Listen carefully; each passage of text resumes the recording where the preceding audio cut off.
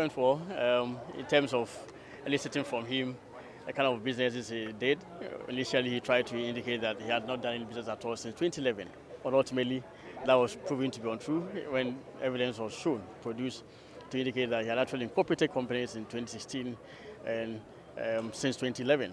So I think, yes, the state has actually made some progress, and it comes as quite a relief anyway.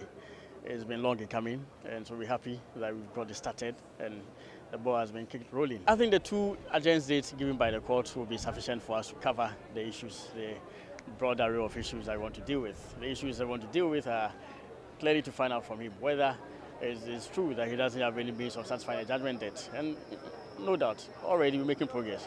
He has companies. We believe that he has some assets. Today he disclosed to us one more asset, Akokomlemle, he admitted owning.